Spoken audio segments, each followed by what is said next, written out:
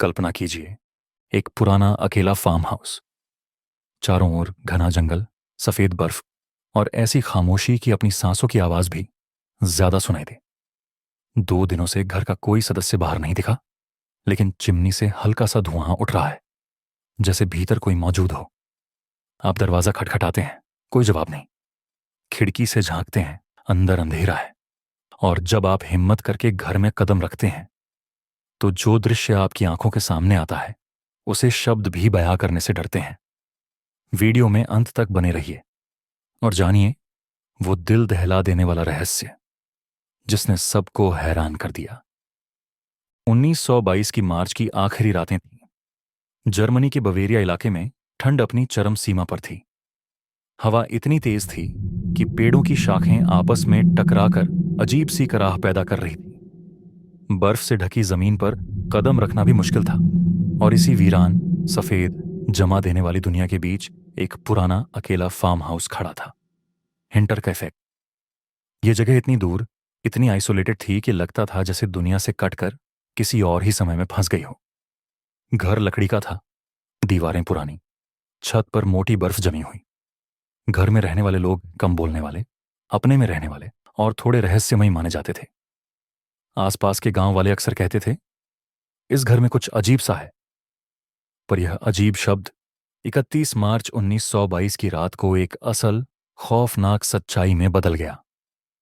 इस farm house में रहते थे 63 साल के एंड्रियास ग्रूबर, उनकी पत्नी सेजिलिया, उनकी बेटी विक्टोरिया और विक्टोरिया के 2 बच्चे, सेजिलिया जूनियर और जोसेफ। उनके साथ एक नई मेड, मरिया बाउमगार्टनर भी आई थी। पुरानी मेड ने अचानक नौकरी छोड़ दी थी, ये कहते हुए कि घर में कुछ है, कोई जो दिखाई नहीं देता लेकिन मौजूद है। लोग इसे उसकी घबराहट मानकर हंस देते थे, पर सच्चाई यह थी कि वह लड़की डरी हुई थी, इतनी कि वह घर में आखिरी दिन रोते हुए निकली थी। पर कोई उसकी बात पर ध्यान नहीं देता, क्योंकि इंसान हमेशा डर को वहम समझने की गलती करता है, जब तक वह डर खुद सामने खड़ा ना हो जाए। हंटर काफे के आसपास रहते लोग कई दिनों से नोटिस कर रहे थे कि फार्म हाउस में कुछ सामान्य नहीं है। परिवार को बाहर देखे हुए कई दिन हो चुके थे, और ठंड के मौसम में जहां हर घर में धुआं उठना चाहिए, वहां ग्रुबर परिवार के चिमनी से धुआं तो उठ रहा था, लेकिन कोई बाहर नहीं दिख रहा था। और उससे भी ज्यादा डरावनी बात यह थी कि एक दिन पड़ोस के आदमी लोरेंज श्लिटनबाउर की नजर बर्फ पर पड़े कुछ अजीब फुटप्रिंट्स पर पड़ी। ये पैरों के निशान जंगल के अंदर से निकले थे और सीधे फार्म हाउस की ओर जा रहे थे, पर वापस जाने वाले फुटप्रिंट्स एक भी नहीं। यह डॉक्यूमेंटेड फैक्ट है, और यहीं से कहानी की रूह कंपा देने वाली हवा चलनी शुरू होती है। क्या कोई उस घर में दाखिल हुआ था और फिर कभी बाहर नहीं निकला? इसके पहले भी कई घटनाएं हुई थीं, जो आज भी पुलिस रिपोर्ट्स में दर्ज हैं। कुछ दिन पहले एंड्रियस ने बैंक में शिकायत की थी कि उनके घर की मेन की गायब हो गई है।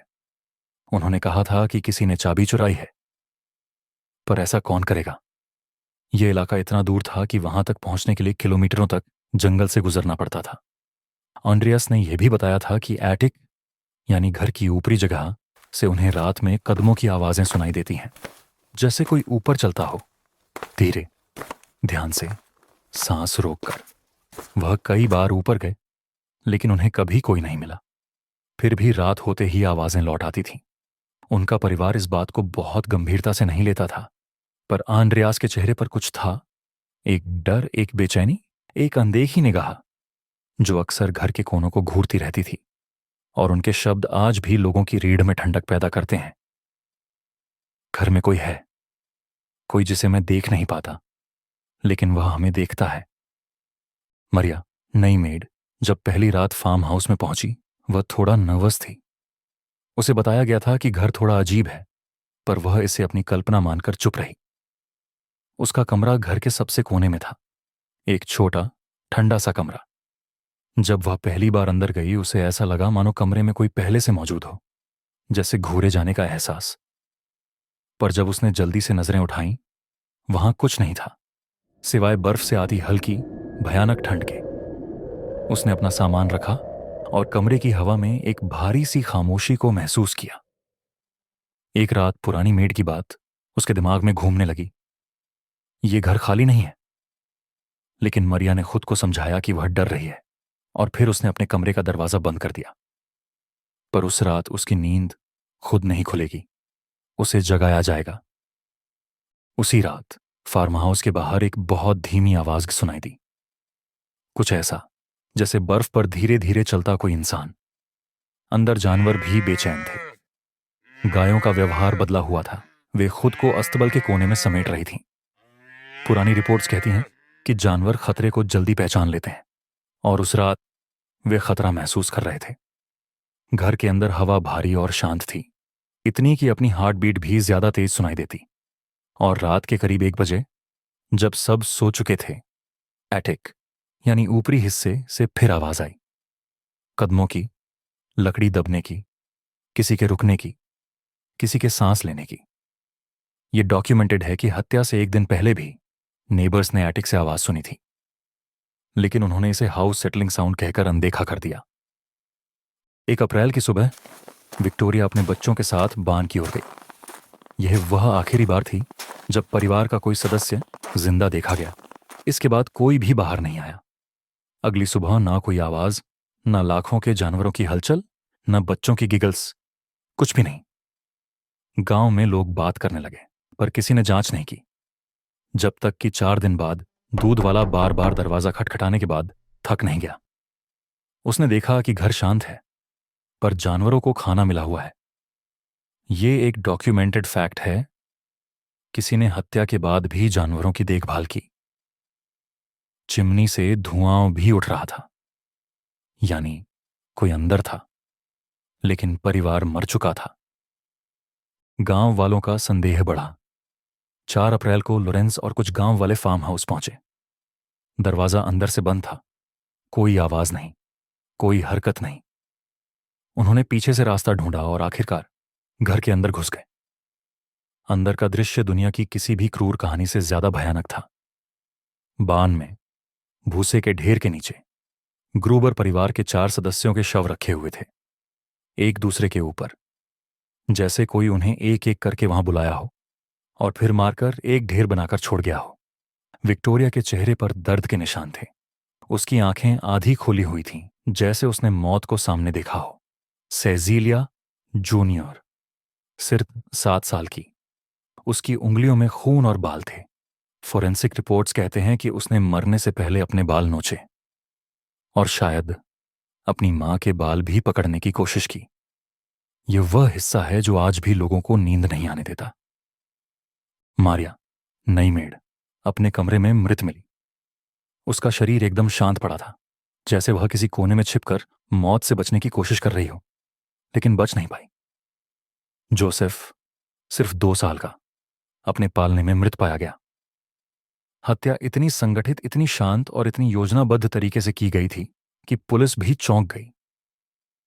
बान में मृत मिले 4 लोग इस बात का संकेत थे कि हत्यारा पहले एक व्यक्ति को बाहर बुलाता, फिर मारता, फिर दूसरा, तीसरा, चौथा।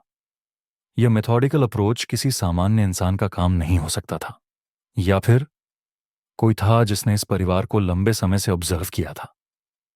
घर के अंदर कई ऐसी चीजें थीं जो आज भी इन्वेस्टिगेटर्स को परेशान करती हैं।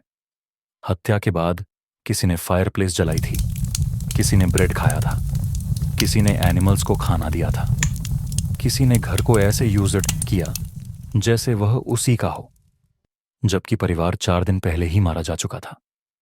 फोरेंसिक रिपोर्ट्स में इसी को पोस्ट क्राइम हैबिटेशन कहा गया, यानी हत्या के बाद कोई कई दिनों तक घर में रहा। पुलिस जब घर पहुंची तो चिमनी हल्की हल्की गर्म थी, यानी कोई बहुत हाल ही में वहां था। पर वह कौन था? सवाल और भी थे। घर के दरवाजों पर बलपूर्वक प्रवेश के निशान नहीं थे। चाबी पहले ही गायब थी। फुटप्रिंट्स घर तक आए थे, वापस नहीं गए। एटिक में आवाजें कई दिनों से थीं, और घर में कुछ ऐसी चीजें भी मिलीं जो किसी आउटसाइडर की मौजूदगी का संकेत देती थीं। एक अजीब न्यूज आर्टिकल टेबल पर रखा था, जिसे ग्रूबर परिवार में से किसी ने नहीं पढ़ा था। एटिक के फर्श पर ताजा बर्फ के कण पड़े थे, जैसे कोई अभी अभी वहां आया हो। पर एटिक में कोई नहीं मिला। घर के कुछ कमरों में एक्स्ट्रा फुटप्रिंट्स मिले जो परिवार के नहीं थे। और अब आती है वह बात जिसने हिंटर कैफेक को सिर्फ एक मर्डर केस नहीं बल्कि यूरोप के मोस्ट हॉन्टेड कोल्ड केसेस में बदल दिया। लोरेंस और गांव वाले जब बॉडीज को देख रहे थे तब घर के अंदर किसी ने फुटस्टेप्स जैसा साउंड सुना। यह कई लोगों ने क्लेम किया। उन्हें तब लगा कि शायद कोई जानवर होगा, लेकिन उस समय घर के अंदर कोई जानवर नहीं था। हवा में एक भारीपन था, जैसे घर अभी भी किसी को समेट कर रखे हुए हों।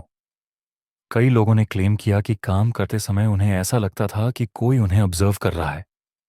एक आदमी बाहर आया और बोला, इस घर में कुछ ब्रीदिंग जैसा महसूस होता है। इसे बाद में लोकल लेजेंड्स कहा गया, पर उस समय वहां मौजूद लोग इसे मजाक नहीं मानते थे। पुलिस ने केस की जांच शुरू की और कई थ्योरी सामने आई, पर कोई भी थ्योरी ठोस नहीं थी। सस्पिशन सबसे ज्यादा लोरेंस पर गया क्योंकि वह इस परिवार को जानता था और विक्टोरिया के साथ उसका पुराना विवाद भी था। लेकिन उसके खिलाफ कोई डायरेक्ट एविडेंस नहीं मिला। कुछ लोगों का मानना था कि कोई स्ट्रेंजर, कोई वैगबॉन्ड जंगल से आया होगा और घर में रहने लगा होगा। फुटप्रिंट्स इस थ्योरी को सपोर्ट करते हैं। कुछ कहते हैं कि यह किसी मेंटल डिस्टर्ब्ड इंसान का काम था। पर फिर मर्डर के बाद शांत रहकर घर में दिन बिताना बहुत अनयूजुअल है। और फिर वह एटिक की आवाजें, वह चाबी कहाँ गई, वह आग किसने जलाई, जानवरों को खाना किसने दिया, ये सब किसी साइकोटिक किलर के बस का भी नहीं लगता। और फिर धीरे धीरे एक और रूमर फैलने लगा कि शायद इस फार्म हाउस में कोई रहता था, कोई जो दिखाई नहीं देता था, कोई जो एटिक में रहता था जब परिवार सोता था, कोई जो कई दिनों से उन्हें ऑब्जर्व कर रहा था। Footsteps, missing keys, attic noise, stranger movements, post crime habitation, ये सब संकेत थे कि कोई पहले से ही घर के अंदर था। और यही थियरी सबसे चिलिंग है क्योंकि यह पूरी तरह ट्रू एविडेंस पर आधारित है। फार्म हाउस की आइसोलेशन को देखते हुए कोई बाहरी इंसान 4-6 दिनों तक बिना देखे घर में रह सकता था। लेकिन सबसे दर्दनाक बात यह है कि 1922 से आज तक रियल किलर कभी नहीं मिला। पुलिस ने हजारों स्टेटमेंट्स लिए, पर केस कभी सॉल्व्ड नहीं हुआ। फोरेंसिक मॉडर्नाइजेशन ने भी कोई सीक्रेट रिवील नहीं किया और फार्म हाउस को बाद में डिमोलिश कर दिया गया ताकि लोग उस जगह के डर और अफवाहों में न फंसे। लेकिन डिमोलिशन के बाद भी उस जगह पर कई लोगों ने अजीब चीजें रिपोर्ट की। हवा में बहती फुसफुसाहटें, रात को अचानक महसूस होने वाली ठंड और एक स्ट्रेंज फीलिंग कि कोई पीछे खड़ा है। आज भी हिंटरकाइफेक जर्मनी की सबसे मिस्टीरियस और हॉन्टिंग रियल क्राइम साइट्स में माना जाता है। कोई नहीं जानता कि उस रात क्या हुआ। क्या कोई इंसान था, कोई स्टॉकर, कोई किलर, या कोई ऐसी मौजूदगी जो इंसानी समझ से बाहर है। सच चाहे जो भी हो, फार्म हाउस की बर्फ में दबी वह रात आज भी सिर्फ एक बात कहती है, कभी कभी हत्यारा इंसान नहीं होता, कभी कभी वह बस मौजूद होता है और शायद अभी भी कहीं मौजूद है। वीडियो को लाइक करें, अंधेरी गलियां को सब्सक्राइब करें। पूरी कहानी सुनने के लिए आपका धन्यवाद।